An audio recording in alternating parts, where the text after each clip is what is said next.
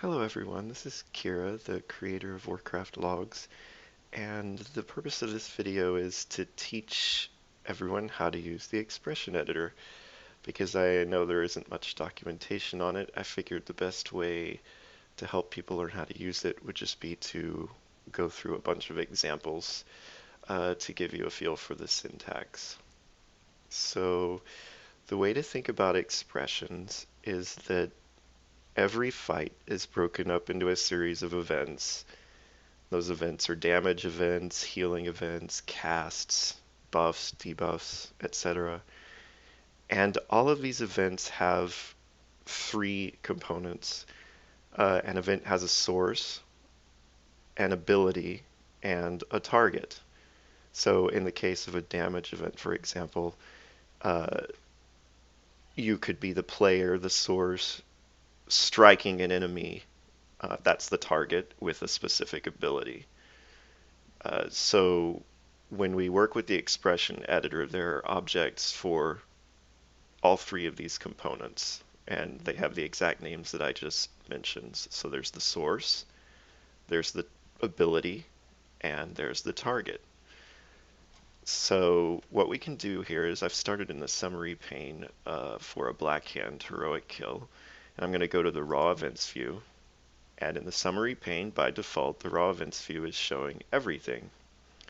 So let's just take an example. Maybe I want to look for a specific ability, like on this fight, slag bomb can be a problem. So we have this a quick filter uh, right above the events view, and this is a way to enter an expression that's going to filter out events to just what we want in this filter. So this is a great way to quickly look for specific abilities. And the syntax for accessing an ability is you get the ability object by just typing ability, and then there are all sorts of different components, things you can ask for. You can ask for the ID, which is the the ability's ID as you would find it on, say, a site like Wowhead. You can enter the name, and one nice thing here is that all of the strings, names, and stuff are case insensitive, so you can capitalize it, you can not capitalize it. Warcraft Logs doesn't care, it'll still match. Um, and the way you access these fields of the ability is with a dot notation. So you say ability dot name equals slag bomb. And now you can see, we can now see everything, every event that had slag bomb as an ability. So that includes when the slag bombs did casts, that includes when the slag bomb did damage. And so we can see we actually did pretty well. There was some splashing at the end of the fight, but when things were going nuts, but for the most part everything was okay. And you can see that when you make a filter, you get an object here. This is called a pin. So what we've done is we have pinned this ability so that it'll stick up here as we go through and look at different views. So for example, right now I'm on the summary pane which showed all events, so when we filtered we're seeing both the casts of Slag Bomb and the damage caused by Slag Bomb. But if I, for example, went to damage taken, and this filter's still in place, now all I'm seeing is the damage events. So this is a sophisticated way to sort of, you know, when you build up these expressions, you can actually sort of minimize the size of the expression by making sure that whatever view you start in is the closest to the query that you want. So for example, uh, let's say that I wanted to look at all of my casts as Kira the Hunter. So here now I'm looking at everything that I cast, and maybe I want to see when I got lock and load procs. Lock and load is a buff. So again, we're talking about abilities. So I can type ability.name equals lock and load.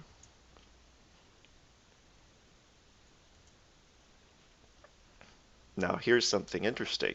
So I started in the casts view, and I said I wanted to see lock and load. Now lock and load is not a cast, so when I try to filter my casts to look for lock and load, I'm just going to filter out everything. So the question now is, how do you make something that adds to results rather than removing from results? Because what a filter does is it takes stuff away. I want a pin that does something different. I want a pin that adds stuff to the view. So you can go to this little gear here to change the pin, and you can see this brings up my pin editor. And there's nothing wrong with the expression itself saying that I wanted to see lock and load, but the pin type is not correct. What I wanted was a pin type called decorator. And what a decorator does is it actually adds results to the view rather than taking results away. So just to quickly cover these, the decorator adds results to a set of events in a view. A badge doesn't add or remove, it just is there to highlight things. So that's just a way to color code events in a view without adding or taking any away. And then a filter actually removes events from the view. So here I wanted a decorator, so I'm going to change the pin to be a decorator. And now you can see, and they're even highlighted with the pin color over here, you can now see my lock and load procs. So this is how you add events to the view. So now let's show an example. Let's keep looking at Slag Bomb. So if you recall, we had made a pin where we wanted to filter to Slag Bomb. Now, let's suppose that we also want to see who Blackhand in phase 3. So let's go up here and just pick phase 3.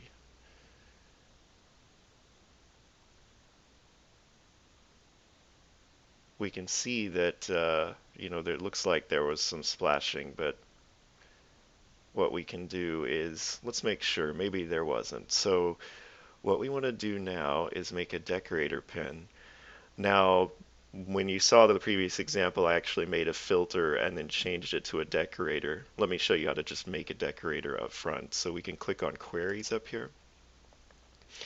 And what I want to see is who Blackhand attached slag bombs to, and he uses two abilities to do this. One is called throw slag bombs, and the other is called attach slag bombs. So we have a situation now where we're actually wanting to add a pin that asks a question, is the ability throw slag bombs or is it attach slag bombs? We'll accept either. And the way you do that is you can use an OR expression. So OR is a word you can use in the expression editor to connect two things together.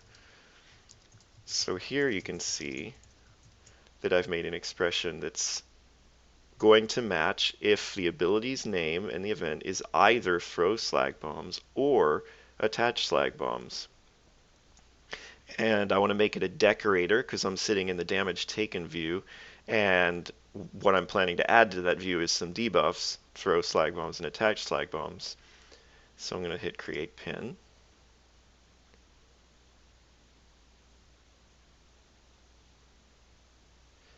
And now we can actually see who Blackhand tossed the bombs on. And we can watch each one fade and see whether it hit more than one person. So here we can see that all three bombs were handled correctly because they only hit one person. And here too we can see debuff faded from me, I was out.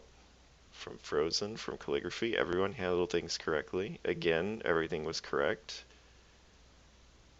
So as we go through here, I realized at first glance I thought somebody might have splashed, but we can see that actually nobody did splash and all of the bombs were handled correctly.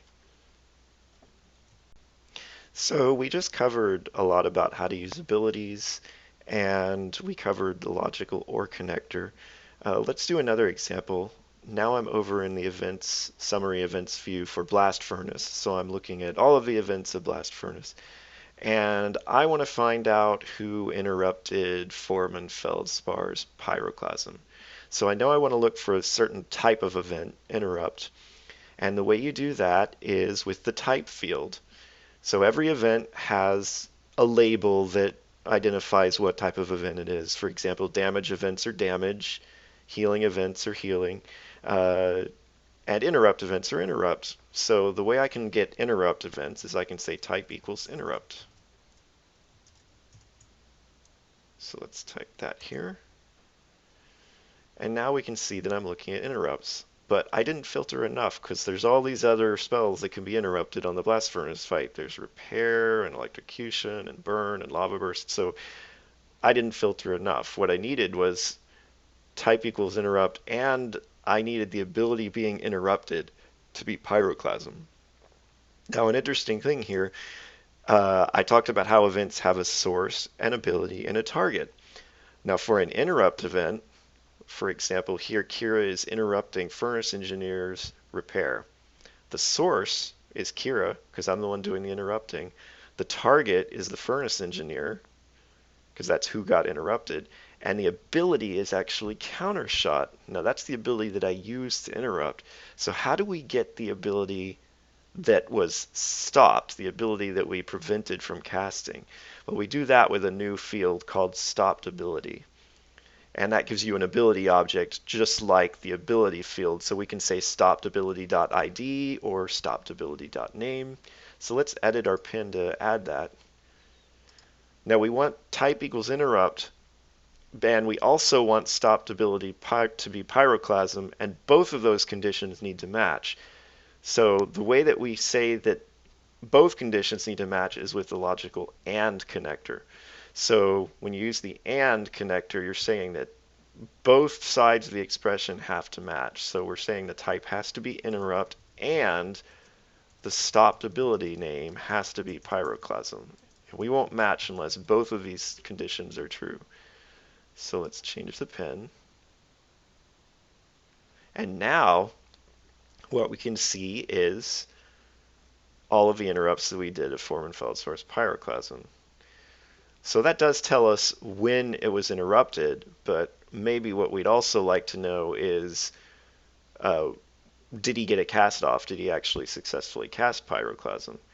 So what we can do is make a new pin where we can actually ask. Now we don't care about the damage caused by pyroclasm, so we want to look at type equals cast and ability.name equals pyroclasm.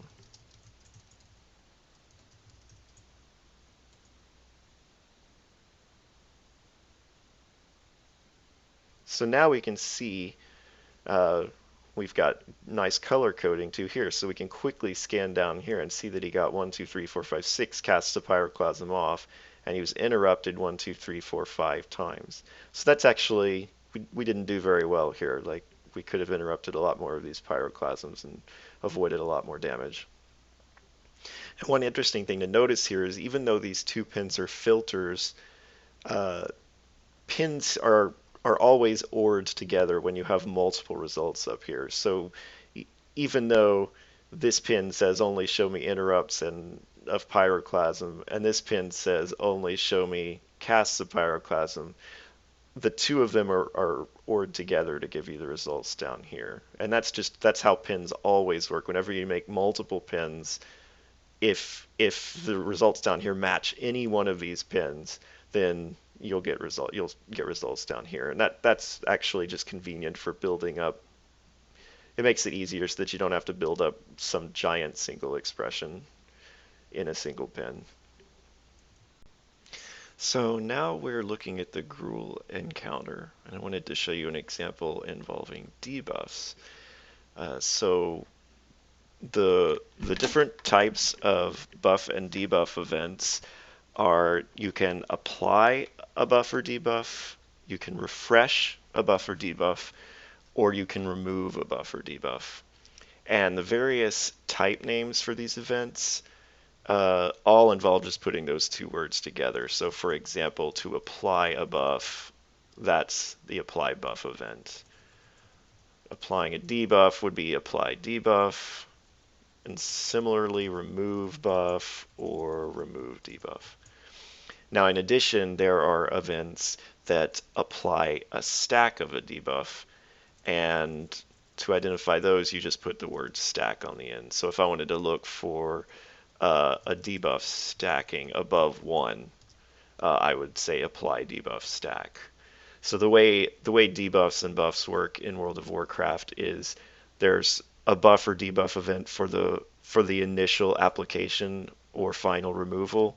But then if you're stacking above 1 or going down to a value that's still above 1, then there are stack events instead. So you apply a debuff stack or remove a debuff stack. So that means the buffer debuff isn't actually fully going away. It's just stacking to a higher or lower value that's above 1. So the example I'm going to show here is I want to see if anyone took 3 stacks of Inferno Slice, because we really hope that the raid didn't take 3 stacks of Inferno Slice. Maybe the tanks did, but we know it would be very bad for the raid to take that many, because that would imply that the tanks were messing up which groups they were facing, or somebody, ran into the wrong group, or, did something crazy. So let's make a pin to show this. What we would like to do is look for a apply debuff stack event, because Inferno Slice is a debuff, and we don't care about the initial application removal. We care about stacks. So we're going to look for a stack debuff event, and we know that the ability we care about, ability.name, is Inferno Slice. Okay, so we did type equals apply debuff stack and ability.name equals Inferno Slice. And in addition, we want the stacks to be 3. And the way you ask how many stacks a buff or debuff stack event has is just with the stack keyword. So I want to say and stack greater than 2. Okay, so what we can see here is we made a pretty complicated expression. Type equals apply debuff stack and ability.name equals Inferno Slice and stack greater than 2. And we can see Frozen and Ketchen are the 2 tanks. They occasionally got afflicted by a 3rd stack, but the good news is we don't see any raid members here, so nobody did anything stupid with Inferno Slice. So that's a quick and easy way to see how to work with buff and debuff events. So now we're back at the Black Hand kill, and I wanted to show you one of the really powerful features of the expression editor that you won't find anywhere else. And that is the ability to filter to ranges. And we do that with a type of syntax called an in-range expression. So the example I want to show you now is we want to look at everyone who took damage while slagged from a slag bomb on Blackhand, because that damage was increased by 100%, the damage they took. So we would like to see when that happened and see how bad that damage was. So one thing we can do first is we can actually show when people got slagged. So we could just say ability.name equals slagged. And we're making a decorator pin in the damage taken view, so it's going to add to those results. Now, of course, it won't happen for a while, so we don't really see anything yet here. But now what we want to do is we want to look at only damage taken while players were afflicted by the slagged debuff. So here's how we do that. We use an expression called in-range. And in-range basically lets you specify a from range and a to range, and then specify, who the range expression applies to, so that you know how to group things together. So in this example, we're wanting to go from the application of a slagged debuff to the removal of a slagged debuff. So our from condition, so we say in range from, and now we're entering an expression just like in any other place. So we want to say in range from type equals apply debuff and ability.name equals slagged. That's pretty straightforward. So the range begins when someone is afflicted by slagged. And then we say to, and now we're specifying the ending condition, what causes the range to end. and that's going to be type equals remove debuff and ability.name equals slagged. Now we've talked about how the range starts and how the range ends. Now multiple people could be slagged at the same time, so you've got to think of each player as having their own independent set of ranges. So the question is, how do you tell the range expression to separate these ranges by into groups, right? And the way you do that is to say group by, and we want to group by the target, because what we're doing is we're going to treat every target of these apply and remove debuffs independently, so they each get their own set of ranges, and that ensures that we don't mistakenly overlap ranges or think that someone's slagged when they aren't. And then we say end to end the expression. And this we want to be a filter because we're wanting to get rid of all the damage taken events except the ones that occurred while players were slagged. So now we make the pin. And now you can see that things look much nicer. We still have casts of slagged in here. That's because our very first pin that we made wasn't specific enough. So what we can do there is change it. And I want to show you an example here of parentheses. You can actually always use parentheses to group something. So I say ability.name equals slagged, and we actually cared about only debuffs. So that's an example of how you can use parentheses when you're mixing an expression that uses ands and ors. So here we're saying we want to show when someone got slagged, but it has to be an apply or remove debuff event. And so now when we change that, now you can see we have something very clean. And one thing to emphasize with this example is that these pins don't just apply to raw events. They're applying to the graph when they filter. So for example, we are now seeing, here's a little spike for when someone took some damage taken while slagged. Here's some more damage taken while slagged. And then it goes way up here in the final phase because, of course, 3 people are getting slagged unavoidably at the end as he attaches bombs to them. So we're in the raw events view, having filtered to this range expression, but we can go back to the tables view. And now you can see we can see exactly who took slag damage and how much. So we see that Tickle got slagged a lot more than everyone else. And we can actually, of course, look at this on the graph to see when. So we can see that there was a little bit of damage taken here. And of course, we can even filter by phase if we don't care about the last phase and are more curious about who took, damage during the earlier parts, like say maybe phase 2 we care about. So now we can see who actually got slagged during phase 2.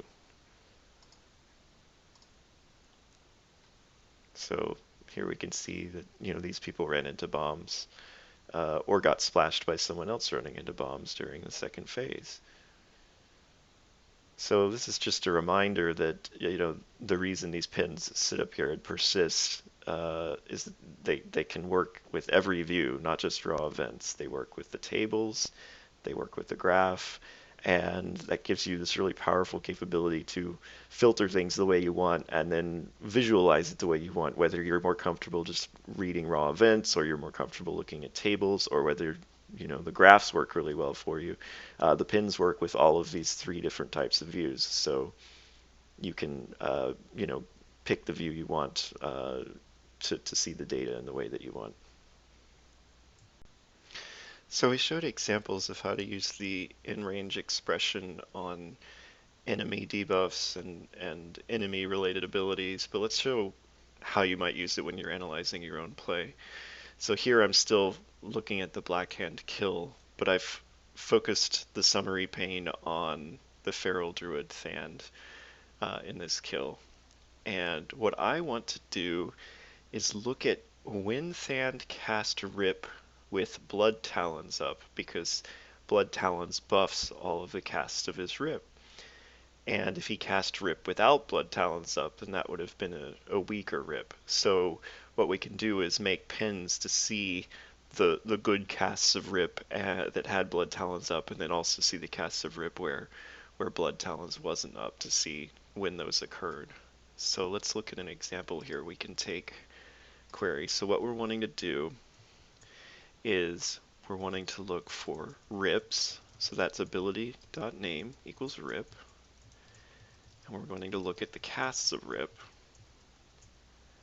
So this will show us all casts of rip. So let's just look at this as an example. Now what we can do is turn the graph to main, and now we see these lines matching the color of the pin that are showing us exactly when rip was cast. And we can even see in the tooltip fan cast rip on blackhand. So we can see, now these are just all casts of rip, right? So what we can now do is let's change the pin and improve it. We're going to use our in-range expression, and we care about the Blood Talons buff.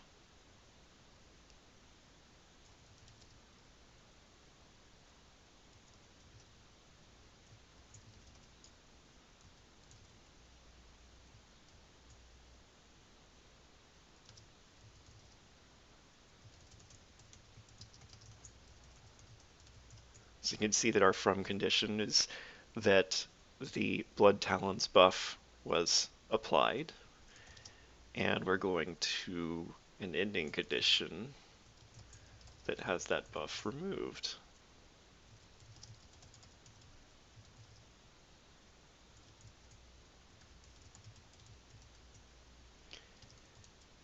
And here we want to group by source, because we're looking at casts of rip, and rip is cast by the druid. And the buffs, when we're talking about the buff and debuff ranges, those are also cast, applied by the druid to himself.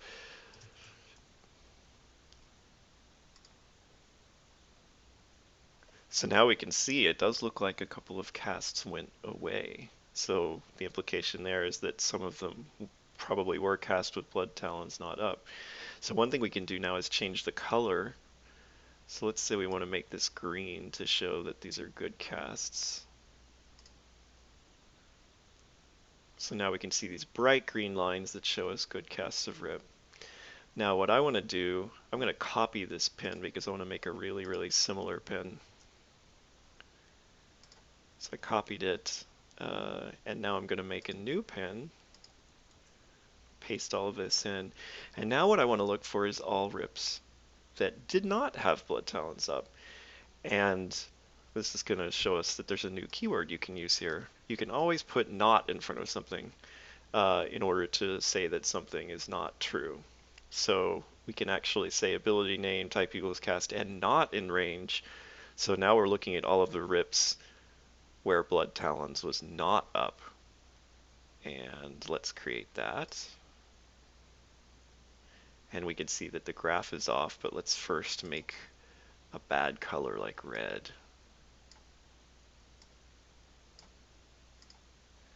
Now let's click here to show it on the graph. And now we can see exactly which casts had rip up and which, or had Blood Talons up and which didn't. So we can see that the opener didn't. And then we have a bunch of rips that were buffed with Blood Talons, and then here we have one that wasn't. And so, if a feral could now dig in further to see if there's a good reason why the Blood Talons buff wasn't up when those rips were applied. There may actually be a good reason. So that's just an example of how to use the range expression to analyze your own play, and this also shows us how to use the not keyword. So let's talk about looking at healing and damage amounts in events. So you can look at 3 different types of damage and healing.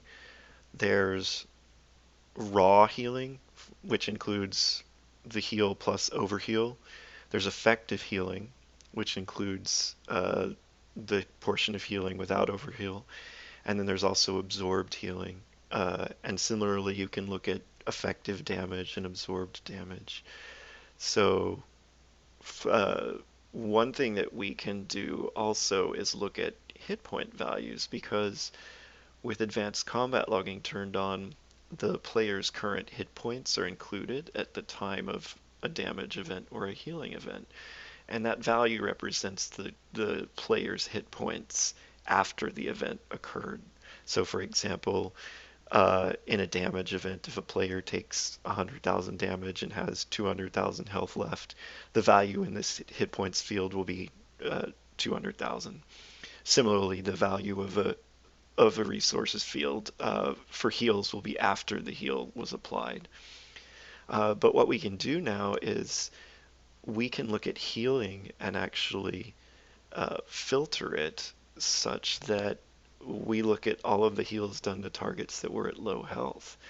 And the way you get the hit points field is there's an object called resources, and this has a bunch of fields that you can access like hit points.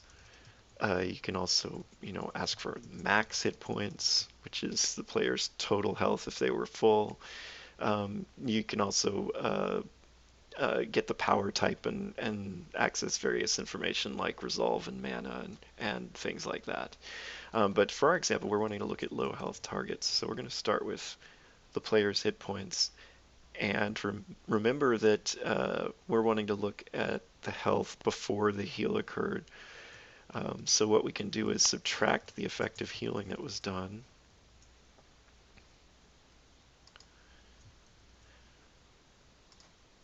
And the reason we do that is if we take the hit points after the heal and subtract the healing that was done by the event, then we're back to the value pre-heal. So really what we're wanting to know was who healed the target when, say, they had 100,000 health or less. And we can make this a filter. And now you can see we're looking at the healing done to targets that were, for a typical raider, this is kind of under 30% health or so. And we can see which healers did a really good job of responding to low health situations. Similarly, we can actually look at which raiders, like for example, look at our two paladins, they did a good job of popping lay on hands when they were actually really low. And you can see they used that on themselves. Similarly, look at our Death Knight. He used a healing tonic when at low health. He used Death Pact when at low health. So we're seeing some really nice play here from these three players to keep themselves alive when they were at low health. So that's just a neat example of how you can, use the effective healing amounts and hit points amounts to see interesting information like healing at low health. Well, I hope this gave you a good idea of how the expression editor works and some of the things you can do with it. If you want to learn more about it, you can see there's a little help link here when you go to make a new query or expression. If you click that and scroll down a bit, there's an expression pins section right here, and this covers all of the syntax as well as all of the fields. There's a lot more fields here that I didn't really give examples, but you can do things based off the timestamp of the event. You can check blocked values, overkill values, whether something's a crit or a tick, and then you can talk about what you absorbed events from what attacker. You can look at what killed you. And then when you're accessing the fields of the actor and ability objects, there's a few other things you can look at, like the school of the ability, spell school. And for actors, you can do things based off of whether the actor's hostile or friendly. You can look for classes and specs, or for roles like tanks and melee. In terms of the resources field, you can look at attack power and spell power, and then you can also even filter and do things based off of your X and Y positions on the map. All right, that's it. If you have any questions, feel free to post to the forums and someone can try to answer them. And I hope you found this video informative and helpful. Thank you.